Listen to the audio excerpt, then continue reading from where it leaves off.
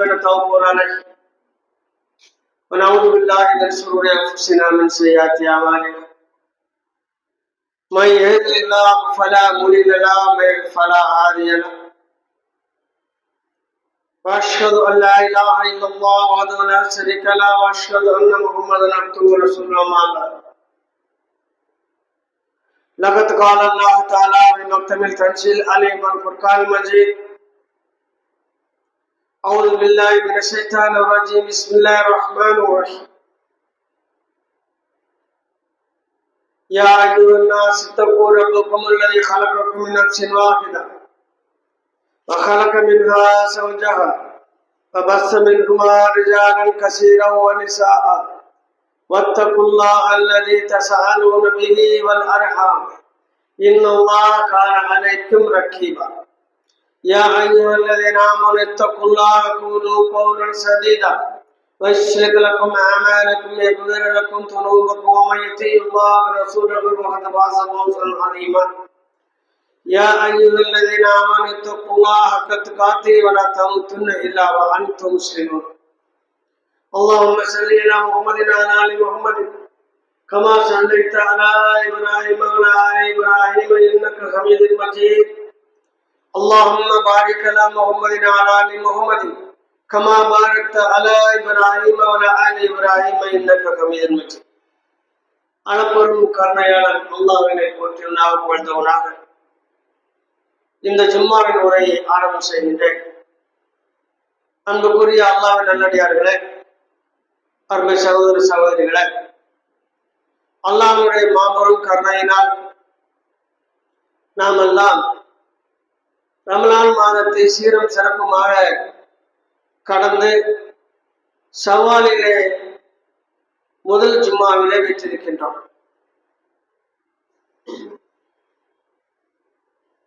கடந்த ரமலானில் நாம் எடுத்துக்கொண்ட பயிற்சியும் கற்றுக்கொண்ட கல்விகளும் நம்முடனே இந்த ஷவ்வால் மாதத்தில் வந்திருக்கிறதா அல்லது அதை ரமலான் மாதத்திலேயே நாம் உதறிவிட்டு ஷவ்வாலிலே நாம் மட்டும் தனித்து நிற்கின்றோமா என்று நாம் சிந்திக்க வேண்டும். கடைசி இரவு 10 இரவுகளிலே தொலைதூரங்களுக்கெல்லாம் சென்று தொழுத மக்கள் ஷவ்வால் மாதம் தொடங்கியதும் அருகில் உள்ள பள்ளியிலே ஃபஜருக்கு கூட செல்வதில்லை. உண்மையிலேயே ரமலான் நம்மை சீர்திருத்தியதா, நாம் பயனடைந்து கொண்டோமா என்று ஒரு கணம் சிந்திக்க வேண்டும். எல்லா பள்ளி மீண்டும் அப்படி இருக்கு, ஃபஜர்ல காற்றாட ஆரம்பிச்சிருச்சு. வருடம் இதான் நடக்கு. அப்ப என்ன அர்த்தம் சொன்னா, வருடம் நாம திருந்தல, வருடம் நாம நடித்து கொண்டே இருக்கின்றோம் என்று பொருள் கொள்ளலாம். ஒரு மாதத்துக்கு மாத்திரம் நான் பள்ளியோட தொடர்புல இருப்பேன், அடுத்த மாதத்துக்கு எனக்கு பள்ளிக்கு சம்மந்தம் இல்லை, நான் என்ன எல்லா மாதத்துக்கு வர்றதுக்கு நான் என்ன அவ்வளவு விவரம் இல்லாதவனா, நான் எவ்வளவு பிஸியான ஆள தெரியுமா என்று அல்லாஹ்வுக்கு ஒரு செய்தியை நாம் என்ன செய்யறோம், கூறுகிறோம். அல்லாஹ்வின் தூதர் உருவாக்கிய சமுதாயம் இப்படி அல்ல. அவர்கள் அல்லாஹ்வின் தூதரிடத்தில எதையெல்லாம் செய்தால் எங்களுக்கு நன்மை கிடைக்கும், எதையெல்லாம் செய்தால் நாங்கள் சொர்க்கம் செல்வோம், அதையெல்லாம் எங்களுக்கு கற்றுத்தார்கள் என்று அல்லாஹ்வின் தூதரிடத்துல கேட்டு கேட்டு கேட்டு தங்களுடைய உயிர்களையும் பொருள்களையும் தங்களுடைய நேரங்களையும் தங்களுடைய வாழ்க்கைகளையும் தங்களுடைய உழைப்புகளையும் அர்ப்பணிப்பு செய்து அல்லாஹ்வின் தூதர் உருவாக்கிய அந்த ஜமாத்திலே அந்த மக்கள் பள்ளியோடு தொடர்பு கொண்டிருந்தார்கள். அப்படித்தான் உருவாக்கப்பட்டது இந்த ஜமாத், இஸ்லாமிய ஜமாத். இன்னைக்கு நம்ம கையில மாட்டிக்கிட்டு ரொம்ப மோசமா போச்சு. இந்த கேடுகட்ட நேரத்துல நமக்கு பிரிவினை பிளவு இயக்கம் பிரிஞ்சு கிடக்கிறோம், நிறைய பிரிஞ்சு கிடக்கிறோம். நீங்க எதுலனாலும் இருக்கலாம், தொழுகை வரும்போது நம்ம அதுல யூனிட்டி காட்டிடணும். நான் இன்னாருக்கு பின்னால இருக்கேன், இந்த வேலையில இருக்கேன், இன்னும் கட்சியில பொறுப்புல இருக்கேன், ஆனால் பள்ளிக்குள்ள வரும்பொழுது நான் ஒரு இஸ்லாமியனாக அல்லாஹ்வின் அடிமையாக இருப்பதுல எனக்கு எந்த விதமான தயக்கமோ மாற்றத்தை நான் காட்ட மாட்டேன், நான் அல்லாஹ்வினுடைய அடிமை என்பதை முதலில் பறைசாற்றுகின்றேன் என்ற அந்த அடிப்படை உணர்வு நமக்கு வர வேண்டும். இது வராத வரைக்கும் இந்த உலகத்துல நம்ம எதையுமே சாதித்து விட முடியாது. இயற்கையாக இஸ்லாம் நமக்கு ஒரு விஷயத்தை கற்று தந்திருக்கு. என்ன அப்படின்னு சொன்னா, பொது விதிகளும் பொது ஒழுக்கங்களும். நீங்க உதாரணத்துக்கு ஒரு 2000 பேர் 3000 பேர் கூடுத இடத்துல கூட இன்னைக்கு விஷயத்த சலசலப்புகள் ஏற்படும், அசிங்கமா கீழே குப்பைகள் சேரும், எல்லாமே இருக்கும். ஆனால் முஸ்லிம்கள் இபாதத்துக்காக எத்தனை லட்சம் பேர் கூடினாலும் சரி, அங்கே சலசலப்பு இருக்கும். அங்கே இக்காமத்து சொல்லப்பட்டு விட்டால் அல்லது அல்லாஹ் அக்பர் என்று தக்பீர் சொல்லிவிட்டால் அத்தனை சத்தங்களும் அடங்கி ஒடுங்கிவிடும். நாடி நரம்புகள் எல்லாம் அப்படியே அமைதியாயிடும். நீங்க நல்லா பார்க்கணும்னு சொன்னா அரபாவில தான் பார்க்க முடியும். அங்கதான் அதிகமான மக்கள், பல லட்சம் மக்கள் கூடக்கூடிய இடம். ஒரே ஒரு இமாம் தொலைப்பார், எந்த ஒரு சத்தமும் இருக்காது. இது இஸ்லாம் நமக்கு கற்றுத்தந்த மாபெரும் ஒரு அற்புதமான ஒரு ஒழுக்கம். அல்லாஹின் பெயர் கூறப்பட்டு விட்டால் அப்படியே அமைதி அடைய வேண்டும். இமாம் ஓதுவதை செவிமடுக்க வேண்டும். அவர் ருக்கு செய்தால் ருக்கு செய்ய வேண்டும். அவர் ருக்குவில் நிமிர்ந்தால் நிமிர வேண்டும். சையாவுக்கு சென்றால் சையாவுக்கு செல்ல வேண்டும் என்ற ஒரு அழகிய முறையில நமக்கு ஒழுக்கத்தை கற்று தந்திருக்கிறது. இன்னைக்கு பாத்தீங்கல்ல, சமீப காலமாக பார்க்கிறோம், சினிமா நடிகர்கள் எல்லாம் போடுதாங்க பிரச்சாரத்துக்கு. அங்க என்ன நடக்கு? தொடர்ந்து மூச்சு திணறல், மிதிவிட்டு சாகுறது, ஏராளமான பிரச்சனை ஏற்படுது. எங்கேயுமே என்ன இல்லை, ஒழுக்கம் இல்லை. ஏனென்றால் அவர்களை ஒழுக்கத்திற்கு கற்றுக்கொண்டு ஒழுக்கத்திற்காக கூட்டப்பட்ட கூட்டம் இல்லை. நீங்க அத்தனை லட்சம் முஸ்லிம்கள் போறாங்களா, ஹஜ்ஜுக்கு போறாங்க, உம்ராக்கு போறாங்க, எங்கேயாவது மூத்திரத்தினுடைய அந்த பானை தெரியுமான்னு தெரியாது. அங்கேயும் அந்த ஸ்பெஷாலிட்டி பண்ணி கொடுப்பாங்க. அவங்களும் அந்த ஒழுக்கம் இருக்கு, போறவங்களுக்கு ஒழுக்கம் இருக்கு. அப்ப ஒழுக்கம் இருபுறத்திலும் இருந்தால்தான் ஒரு ஒழுக்கமான சமுதாயம் உருவாகும். கட்டுப்பாடு இருபுறமும் இருந்தால்தான் ஒரு கட்டுப்பாடான சமுதாயம் உருவாகும். அது இஸ்லாத்தில் இயற்கையாக இருக்கிறது. நீ சமீபத்துல எல்லாம் பார்த்திருக்கீங்க. என்ன பார்த்திருக்கீங்கன்னா, ஒரு வாரமா ஒண்ணு ஓடிக்கிட்டு இருக்கு. என்ன ஓடிக்கிட்டு இருக்கு? ஒரு கிறிஸ்துவ சகோதரர் பெருநாளை பற்றி ரொம்ப சிறப்பா செய்யறாரு, சொல்லி காட்டுறாரு. இந்த பெருநாள் நமக்கு பெரிய பாடத்தை கற்றுத்தருது. பொதுவாக தீபாவளி முடிந்தால் அதனுடைய கவர்மெண்டே டார்கெட் வைக்கும், எவ்வளவு மது விற்கணும் அப்படின்னு டார்கெட் வைக்கும். கிறிஸ்துமஸுக்கு என்ன செய்யுது, கேரளாவில் டார்கெட் இருக்கு. அது மாதிரி பட்டாசு வெடிக்கிறது, காற்றை மாசுபடுத்துறது, பொதுவெளிகளை அசிங்கப்படுத்துறது, பொதுமக்களுக்கு இறைவடு பண்ணுறது, எல்லாவற்றிற்கும் இந்த பூமியில எல்லாமே இருக்கு. ஆனால் இஸ்லாமிய பண்டிகையில எங்கேயுமே மது விற்பனை இத்தனை உச்சம் தொட்டது என்று டிவியில சொல்ல முடியாது. இன்னொன்னு சொல்லணும், ஆனா அவங்க சொல்லல. அதைத்தான் அவங்க வருத்தப்பட்டு எழுதுறாங்க. ஒரு நாள் குறிப்பா ரம்ஜான் பண்றாங்க சொல்றாரு, அவங்க சிலக்கு புத்திரா கொடுக்க சொல்றாரு. ஏழை எளிய மக்களுக்கு பல கோடி ரூபாய் பணம் செலவழித்து ஃபித்ரா என்னும் கூடக்கூடிய அந்த உணவு பணமாகவோ அல்லது உணவுப் பொருளாக வழங்கப்படுகிறது. ஆனால் இவை அத்தனையும் ஒவ்வொரு மனிதர்களும் தங்களுடைய சொந்த பணத்தில் இருந்து கொடுக்கிறார்கள் ஏழைகளுக்கு. இதில் எந்த விதமான விளம்பரம் இல்லை. அமைதியாக மாபெரும் ஒரு இஸ்லாமிய புரட்சி செய்து கொண்டிருக்கிறது. காரணம், அந்த இஸ்லாம் அவர்களுக்கு கற்றுக் கொடுத்த ஒழுக்கம் என்கிறார்.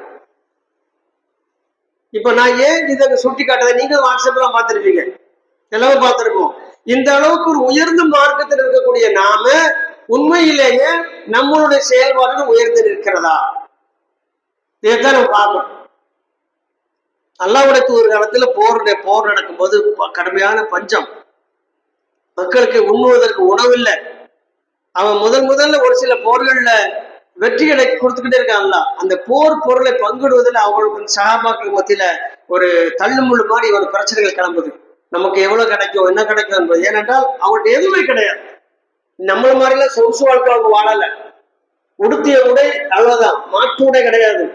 போர்க்களத்துக்கு செல்வாங்க, ஆயுதம் இருக்காது. ஒருவேளை உண்டால் மறுவேளை உணவு இருக்காது.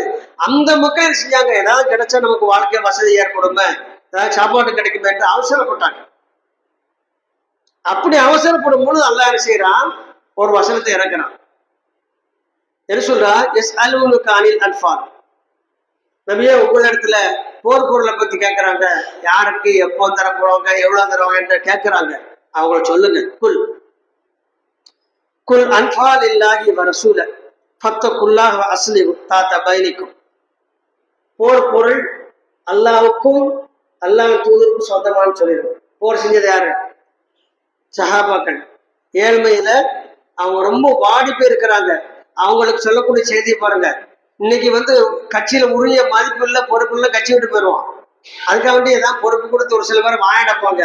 இங்க வறுமையில வாடிய மக்கள், போர் செய்த மக்கள் ஏதாவது கிடைக்காதா என்று அவங்க வேகப்படும் பொழுது அல்லாஹ் சொல்றதா, அல்லாவுக்கும் ரசூலுக்கும் உள்ளது என்று சொல்லிவிடுங்கள் அப்படின்னு. என்ன அர்த்தம்? அல்லாஹ் ரசூல் எடுத்துட்டு போக மாட்டாங்க, அவர்களா பார்த்தவங்க தருவாங்க, அமைதி வாருங்கள். அதுக்கு தான் அல்லாஹ் அடுத்து சொல்றாரு, சொல்றா தாத்த பை அஸ்லிஹு தாத்த பைனிக்கும். நீங்க உங்களுக்குள்ள சீர் செய்து கொள்ளுங்க, சீர்படுத்திக் கொள்ளுங்க, உங்களை திருத்திக் கொள்ளுங்க. இந்த மாதிரிலாம் செய்யக்கூடாது. அல்லாஹ் நேரடியா உபதேசம் பண்ணுதான். நீங்க யாரு?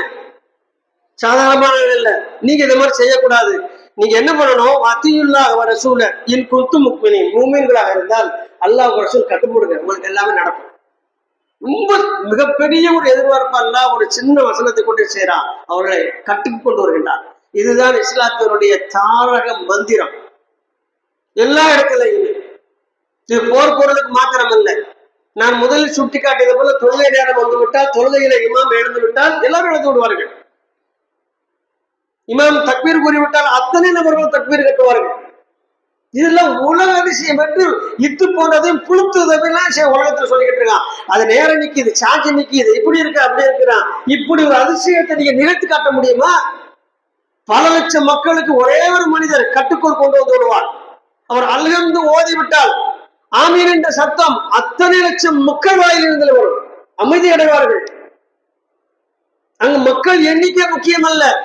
ஏனென்றால் எல்லோரும் ஒரு ஒழுக்கத்துக்கு உட்பட்டு வருகிறார்கள். அவர்களாக தானாக தன்னோட சுய விருப்ப உறுப்புகளை அங்கே நிறைவேற்ற முடியாது, சலசலப்பை கொண்டு வர முடியாது. சிறந்த அமைதி மார்க்கம் என்பது அங்கிருந்துதான் தொடங்கும். அதுபோல விஐபி வந்து அப்படியே கையில கிழிச்சுக்கிட்டுலாம் முன்னால வரக்கூடாது. எந்த விஐபி இருந்தாலும் சரி. நல்லா ஒருத்தர் சொல்றாங்க, ஜும்மாவை பத்தி சொல்லும் பொழுது, உங்க ஜும்மாவோட பயன் வருமா? ஆணும் பெண்ணும் வயது வந்தவர்கள் கட்டாயம் தலைக்கு குளிங்க, முடிந்தால் என்ன செய்யுங்க, ஆண்கள் நறுமணம் பூசிக்கொள்ளுங்க, தலையில எண்ணெய் தடவை கொள்ளுங்க, பள்ளிக்கு நேரமாக போங்க, உங்களுக்குரிய இடம் எதுவும் அதில் இருங்க. 2 நபர்களை யாரோடு விளக்காமல் அவர் இருந்து அவருக்குரிய இடத்துல இருக்கிறாரோ அவர் ஜும்மாவுடைய பலனை அடைக்க விடுவார். நான் லேட்டா வருவேன், முதல் ஸ்டெப்ல இடவானோம், நீ கொஞ்சம் களத்திருந்தப்ப கொண்டு போய் நீ கொண்டு போய் கையை கொடுத்து பிரிக்க கூடாது. அதுக்கு யாருக்கும் உரிமை கிடையாது. எவ்வளவு பெரிய அதிபராக இருந்தாலும் சரி. நீ பார்த்த இந்தியாவில பார்த்திருக்கிறோம், ஜனாதிபதியா இருக்கக்கூடிய காலத்துல முஸ்லிம் ஜனாதிபதிகள் ஆரம்பத்தில் வைத்திருக்கிறார். அவரே பள்ளிக்கு லேட்டா வந்து வராண்டாவில் தோண்டு போறத மெய்காப்பாளர் பாக்குற ஆச்சரியப்படுறாங்க. அவங்க எல்லாம் மெய்காப்பாளர்லாம் என்ன செய்யறாங்க, ஓரங்கட்டுக்கு எனக்கு பாதுகாப்பு அல்லாஹ் நிலத்துக்கு வந்திருக்கேன், நீங்க ஓரமா இல்லைங்கப்பா, போகும்போது வண்டியில இருக்கிறது என்று சொல்லிவிட்டு போய் ஓரமா கிடைத்த இடத்துல சொல்லக்கூடிய பாக்குறேன். இதுதான் இஸ்லாம், இதுதான் யதார்த்தம். இன்னைக்கு நம்மிடம் அந்த கட்டுப்பாடு வந்திருக்கிறதா, அந்த ஒழுக்கம் வந்திருக்கிறதா என்பதுதான் இன்றைய கேள்வி. நீ நம்மள எப்படி இருக்கு, பள்ளிக்குள்ள வந்தா பள்ளிக்குள்ள சில ஒழுக்கம் இருக்கு, அதை தொடர்ந்து சொல்லிக்கொண்டே இருக்கிறோம். எத்தனை பேர் கேட்கறீங்க, எத்தனை பேர் நடைமுறைப்படுத்துக்கிட்டு அல்லாஹ் தான் நினைச்சவனா இருக்கான். முதல்ல அல்லாஹ் சொல்லுதான், உங்களுக்கு சபைகளில் நெருக்கமாக இருக்குமாறு கூறப்பட்டால் நீங்க நெருக்கமாக இருந்து கொள்ளுங்க, ஒண்ணு சேர்ந்துருங்க, இப்படி இருக்காது ஓட்டப்பந்து மாதிரி அங்க ஒண்ணு கோரமா இருக்காருங்க. நீங்கள் சபைகளில் நகர்ந்து இருந்தால், நெருக்கமாக இருந்தால் அல்லாஹ் உங்களுக்கு விசாலமான இடத்தை கொடுப்பான். எங்க? சொர்க்கத்தில். நமக்கு அல்லாஹ் சொல்றதா முக்கியம். எனக்கு எங்க சௌரியமா கம்ஃபர்டபுளா எங்க இருக்குமா கலதான் இருப்பேன். அப்ப நம்ம அல்லாஹ் கட்டுப்பட்ட சமுதாயமா? பள்ளிக்குள் நுழைஞ்சவுடன் செய்த முதல் தப்பு, ஜும்மாவில ஏறி மெம்பர்படியில ஏறி இமாம் சலாம் சொல்லிட்டு அமர்ந்து விட்டால், அங்க பாங்கு ஒழிக்கப்பட்டு விட்டால் அதற்கு பின்னால் வரவங்களுக்கு என்ன கிடையாது, ஜும்மா கிடையாது. இன்னைக்கு ஜும்மாவை அடைந்து கொண்டவர்கள் இங்க 33 பேர் பிளஸ் 2 குழந்தை, 33 பெரியவர்கள் ஆண்கள் சைடுல, 2 குழந்தைகள் பெண்கள் சைடுல. எவ்வளவு அல்லாஹ் விட்டாரு. அதுக்கப்புறம் வந்தவங்க எல்லாம் நீங்க எவ்வளவு பெரிய சோசியல் சர்வீஸ் மேன் இருந்தாலும் சரி, மக்களுக்கு ஏதாவது வசதி பண்ணி கொடுக்க நினைச்சாலும் சரி, ஐயோ அங்க ஃபேன் ஓடல இங்க ஃபேன் ஓட ஃபேன் போட்டு கொடுத்தாலும் சரி, சும்மா போச்சு. இங்க என்ன ஆக்டிவிட்டிஸ் நடக்கணும் அப்படின்னா, பள்ளிக்குள்ள முதல்ல வரணும். ஜும்மா போட வேண்டும் என்றால் இமாம் எழுவதற்கு முன்னால் வரணும், அவர் சலாம் சொல்வதற்கு முன்னால் எங்களை வரணும். வந்தவர்கள் உங்களுக்கு என்ன செய்யணும், 2 ரக்காத் தொழாம பள்ளியில் இருக்கக்கூடாது. அடுத்து இது நம்ம எவ்வளவு ஃபாலோ பண்ணுதோம், வருவோம் நல்ல இடத்த பார்த்து சப்புன்னு அப்படியே உட்கார்ந்துக்கிறது, இந்த குழந்தைகள் உட்கார்ற மாதிரி. கொஞ்சம் கூட அந்த ஒரு திங்கிங்கே இல்லை. 2 ரக்காத் தொழாம இருக்கக்கூடாது. அப்ப ஒரு கேள்வி வரும், நான் வந்தேன் 1 நிமிஷம் தான் இருக்கேன், நான் என்ன செய்யாது? அல்லா இடத்துல சொல்லாங்க, தொழுவதற்கு நேரமா நின்றுகிட்டு இருக்கு. அங்க தொழுகை நடக்கும்போது தொழுகையோடு சேர்ந்துருக்கு, அது வரைக்கும் நீ நின்று கொண்டுதான் இருக்கணும். உங்களுடைய இருப்பு, முதல் இருப்பு பள்ளியில தொழுகையில் உள்ள இருப்பாகத்தான் இருக்க வேண்டும். ஒழிய நாம வந்து பிடிச்ச இடத்துல அப்படியே உட்கார்றதுக்கு பள்ளியில விதி மீறுதல். இன்னும் தெளிவா சொல்ல போனா வரம்பு மீறுதல். அல்லாஹ்வும் ரசூலும் சொன்ன அந்த 2 கருத்துக்களுக்கு வரம்பு மீறுகிறோம்.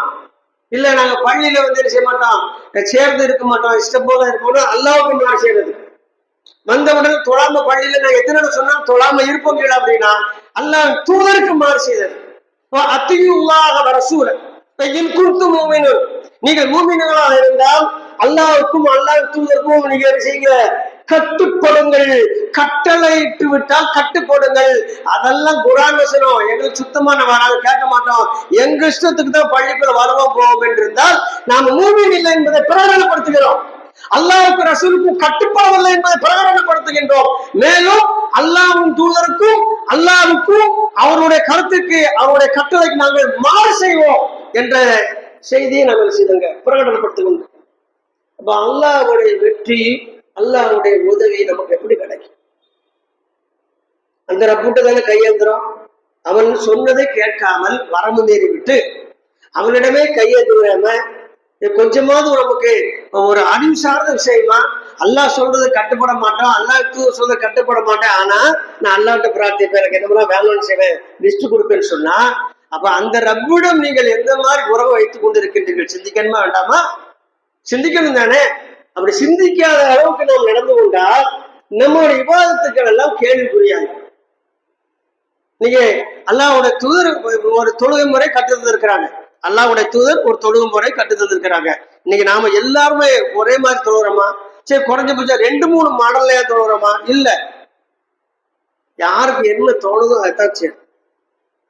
பொடுபோக்கு, அசிரத்தை. அப்ப நமக்கு எதன்பால் நமக்கு இல்ல அக்கறை.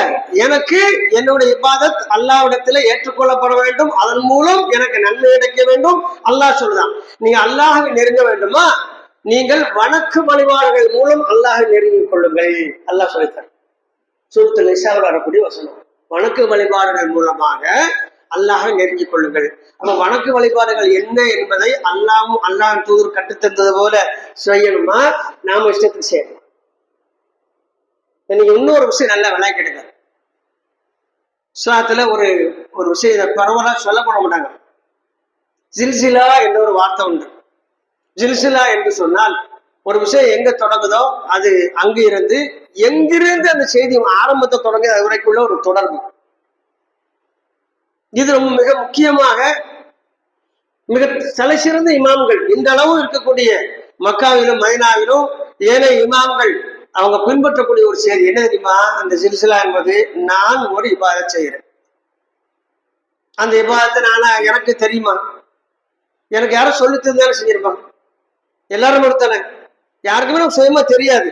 நான் ஒரு ஆளுக்கிட்ட கற்றுருப்பேன், ஒரு ஆளுக்கு கற்றுக் கொடுத்துருப்பேன். இப்படித்தான் எல்லாருக்கும். இப்ப கேள்வி என்னன்னா, நான் செய்யறது யாரிடம் கற்றுக்கொண்டேன்? கேள்வி நம்பர் 1. 2வது கேள்வி, அவர் யார்கிட்ட கத்துக்கிட்டார்? சரி, அவர் யார்கிட்ட கத்துக்கிட்டாரு போனா கடைசியில் அது எங்க போய் நிக்கணும் தெரியுமா? அல்லாஹ்வின் தூதரிடத்துல நிக்கணும். அப்படியே நம்ம உம்மத்துல இருந்து பெறப்பட்டு போய் இமாமுகளுக்குள்ள நுழைஞ்சு, தபு தாபீனுக்குள்ள நுழைஞ்சு, தாபீனுக்குள்ள நுழைஞ்சு, சஹாபாக்களுக்கு நுழைஞ்சு அல்லாஹ்வின் தூதரிடத்துல நின்றுச்சுன்னு சொன்னா நான் செய்த செயல், நான் செய்த அமல் அல்லாஹ்வின் தூதர் வரையில் எந்த தொடர்பும், அதாவது தொடர்பு அறந்து விடாமல் ஒரு தொடர்போடு சங்கிலியாக இருக்குமே, ஆனால் என்னுடைய இபாதத் அதுதான் சரியான வழி, அது அல்லாஹ்வோட ஏற்றுக்கொள்ளப்படும். நான் ஒரு தொழுகையில புதுசா ஒரு காரியம் ஒன்று செய்யறேன், எனக்கு யார் சொல்லிருந்தா, எனக்கு பிடித்தமானவர், அவருக்கு யார் சொல்றா, அவர் தலைவர், அவருக்கு அவர் தலைவர், அவருக்கு இல்ல அவர் தான் கண்டுபிடிச்சாரு, அந்த வச்சா இல்லையா? எங்க போல இமாமுக்குள்ள நுழையில, தபுதாபிற்குள் நுழையில, தாபீனுக்குள் நுழையில, சஹாபாக்கள் நுழையில, அல்லாஹ்வின் தூரத்தில் இல்ல. அப்ப அல்லாஹ்வின் தூதரின் வழியாக இந்த சங்கிலி தூரம் நம்மை அடைஞ்சிருந்து நாம் ஒரு இபாதத்தை செய்தால் அதுதான் இபாதத். அது அல்லாம நீங்க லட்சக்கணக்காயிட்டு தொழுதாலும் சரி, அல்லாஹ் குப்பைகள் செய்வான். அல்லாஹ் தூர் சொல்றாங்க, நீங்கள் பேணாத தொழுகை மறுமையிலே உங்களை பேணாது. மனிதர்கள் சில பேர் அல்லாஹ்விடத்திலே கூலி பெறுவதற்காக நிற்பார்கள். அல்லாஹ் அவனுடைய தொழுகையை பழைய பாயை சுருட்டி வீசுவது போல முகத்தில் எரிந்து விடுவான். நீ யாருக்கு தொழுத, யாரை திருப்திப்படுத்த தொழுத, யாரை பின்பற்றி தொழுத, இதெல்லாம் என்னுடைய தூதர் மூலமா கற்றுக்கொண்டதா என்ற அடிப்படையில அத்தனையும் அல்லாஹ் தள்ளுபடி செஞ்சிருவான், மூஞ்சில பேசிடுவான். இப்ப அடுத்து நம்ம ஒரு கேள்வி, நான் தொழுகிறது சரியா, என் தொழுகை வீசப்படுமா முகத்தில், அல்லாஹ் மெச்சுவானா, அல்லாஹ் கூலி தருவானா, நன்மை ஏற்படுமா என்று என்னைக்காக வருத்தப்பட்டிருக்குமா? என்னைக்காவது வருத்தப்பட்டிருக்கோம் உட்காந்து? எல்லாருமே தொழுவுதான். 5 வக்த் தொழுகிறவங்க உண்டு, சும்மா தொழுகிறவங்க உண்டு.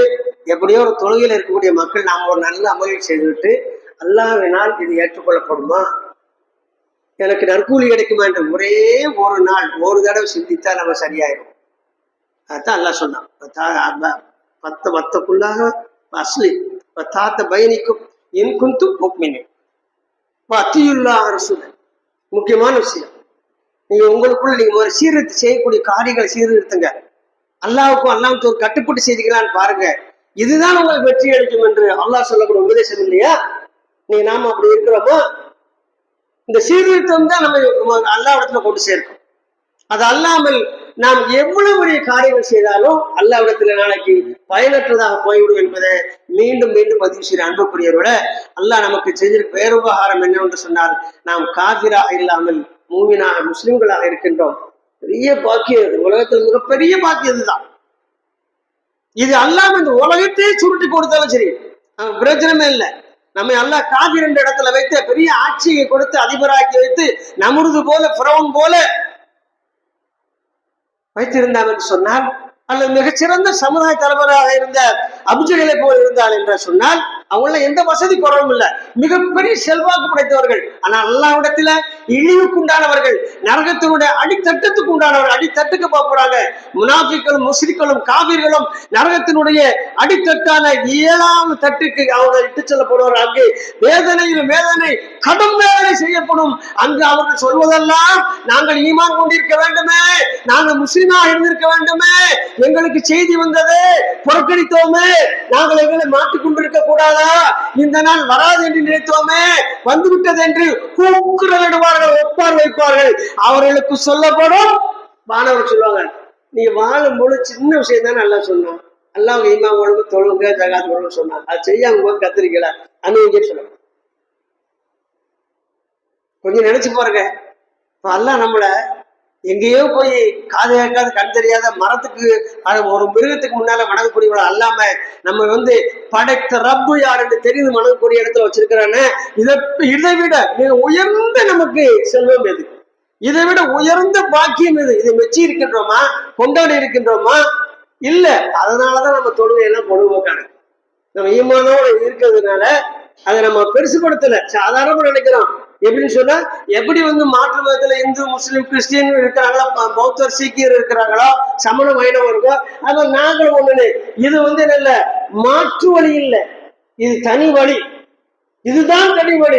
ஒரு அடியான் அவனுடைய நேரடியான தொடர்பு அவனை படைத்த ரப்பிடத்துல போய் சேர்கின்ற தனி வழி, இடையில எங்கேயுமே சேராது. அப்பேற்பட்ட மார்க்கத்தில் இருந்து கொண்டு நம்மை நாம் சீர்திருத்தவில்லை என்றால், நம்மை நாம் சரி செய்து கொள்ள வேண்டும் சொன்னால், நம்மை விட துர்ப்பாக்கி சரி யாரும் இல்லை. வாய்ப்பே கிடைக்காதவன் இந்த ஒரு வகை, வாய்ப்பு கிடைச்சி தவற விட்டவன் தான் மிகப்பெரிய நஷ்டத்துக்கு உண்டானவன்.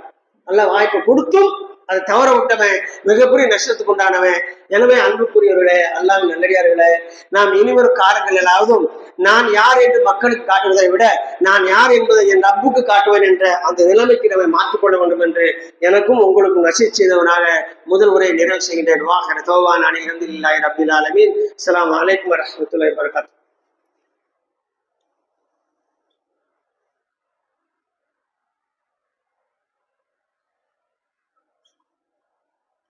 அல்ஹம்துலில்லாஹ். அன்புக்குரிய அல்லாஹ்வின் நல்லடியார்களே, ஒரு சில விஷயங்களை நாம் தெளிவாக புரிந்து கொண்டு தீர்மானமாக எடுத்து செயல்படாவிட்டால் அது இடையிலேயே நம்மை விட்டு விலகிவிடும். அல்லாஹ் ரப்புல் ஆலமீன் அழகான ஒரு செய்தியை குர்ஆன்ல சொல்றான். நான் எல்லா சமுதாயத்துக்கும் என்னுடைய ரஹ்மத்தை இறக்கினேன்.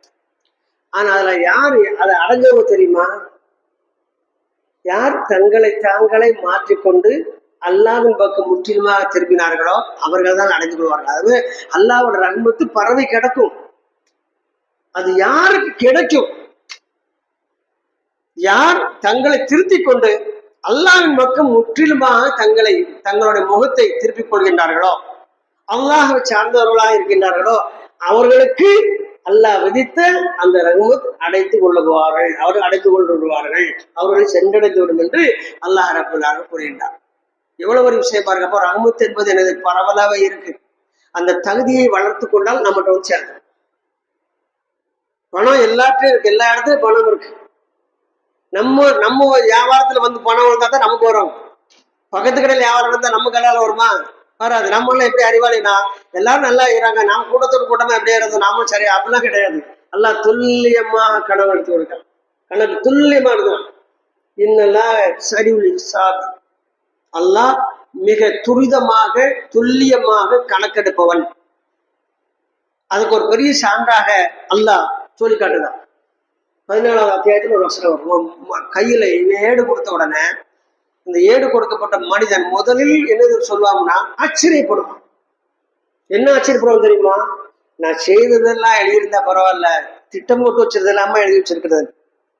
நான் செய்ய நினைத்ததை நான் என்ன திட்டமிட்டிருப்பேன், அதுவும் இந்த ஏட்டில் பதிவு செய்யப்பட்டிருக்கு சொன்னா நிச்சயமா அல்லாஹ் வல்லமை மிக்கவர் என்பதை அந்த இடத்தில் ஏட்டை பெற்றுக் கொண்டவர்கள் உணர்வார்கள், ஆச்சரியப்படுவாங்க. ஆனா அல்லாஹ் இது வந்து யாருக்கு தெரியாது? குரானை யார் படிக்கவில்லையோ, யார் முஸ்லீம் இல்லையோ, யாரிடம் ஈமான் இல்லையோ, அந்த குரானிய சம்மதம் இல்லாதவர்களுக்கு இப்படி ஒரு சம்பவம் நடக்கும் போது தெரியாது.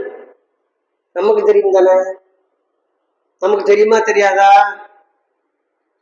நமக்கு வடவுக்கு இடதுவுக்கு வானவர்களுக்கு பதிகிறார்கள் தெரியுமா தெரியாதா? நம்ம அல்லாஹ் விசாரிப்பான் என்பது தெரியுமா தெரியாதா? எப்படியெல்லாம் விசாரிப்பான் என்பது தெரியுமா தெரியாதா? ஒரு செய்தியை தெரிந்து கொண்டவர்கள் தான் அதிகமாக விசாரிக்கப்படுவார். தெரியாதவங்களுக்கு விசாரணை நேரடியாக அவனுக்கு கூலி நேரடியாக கொடுக்கப்பட்டு விடும், நல்லதோ கெட்டதோ கொடுக்கப்பட்டு விடும். தெரிந்து கொண்டும் நாம் அதை பயன்படுத்தவில்லை என்றால் அது சம்பந்தமாக அல்லாஹ் விசாரிப்பான். அதுல ஒரு கேள்வி மர்ம நாளில் வரக்கூடிய ஒரு கேள்வி என்று அல்லாஹ் சொல்றாங்க. என்ன சொல்லாங்க தெரியுமா?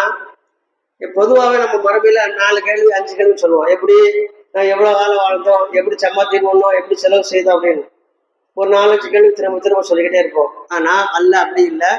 அந்த ஒவ்வொரு கேள்விகளிலேயும் உட்கேள்விகள் இருக்கிறது என்று அல்லாஹ்வின் தூதருக்கு ஜிப்ரீல் அலைஹிஸ்ஸலாம் சொன்னதாக சொல்லி காட்டுகிறார்கள். அதுல ஒன்று, உன்னுடைய வாழ்க்கையை எவ்வாறு கழித்தாய் என்பது பொது கேள்வி. அதான் உட்கேள்வி. உன் இளமையை எவ்வாறு கழித்தாய், உன் முதுமையை எவ்வாறு கழித்தாய். அடுத்த கேள்வி. இப்படியே கேட்டுக்கொண்டு வரும்போது அல்லாஹ் ஒரு இடத்துல கேட்பான், உனக்கு அழகான வேதத்தை குரானை கொடுத்திருந்தன, அதை நீ எப்படி பயன்படுத்துற கேட்பான். இந்த கேள்வி நம்மகிட்ட கேட்கப்படுமே ஆனால் அவங்க மனசுல நினைங்க, உங்களுக்கு அதாவது நான் என்னை சேர்த்துக்கிறேன், நமக்கு என்ன பதில் சொல்ல ஏறும்? குரானை எப்படி பயன்படுத்தினா அல்லாஹ் கேட்கிறான் நம்மகிட்ட, என்ன சொல்லணும், என்ன வச்சிருக்கிறோம்? நான் ரப்பே உன்னோட வேதத்தை படிச்சேன், நின்ன சட்டங்கள் தெரிஞ்சுக்கொண்டேன், நான் நடைமுறைப்படுத்தினேன், நீ சொன்னதுனால நான் அப்படியே செஞ்சேன், செவிதாழ்த்து கேட்டேன், கட்டுப்பட்டேன் என்று சொன்னால் வெற்றி அடைந்து விட்டோம். நம்மிடம் எத்தனை செய்திகள் அவ்வாறு இருக்கிறது? அல்லாஹ் தன்னுடைய வேதத்தின் மூலமா ஏவியதை கண்டெடுத்து கண்டறிந்து கற்று உணர்ந்து அமல் செய்த நிலைமை எவ்வாறு செய்ய முடியும் என்பதை அல்லாஹ் கற்றுத்தந்ததை சேர்த்து கொண்டு நாம் செய்ததை அல்லாஹ்விடத்தில் சொல்லி யார் நம்மிடம் தப்பித்துக் கொள்வதற்கு தயாராக இருக்கிறோம்? கொஞ்சம் நினைச்சு பாருங்க. நமக்கு எதுக்கெல்லாம் நேரம் இருக்கு?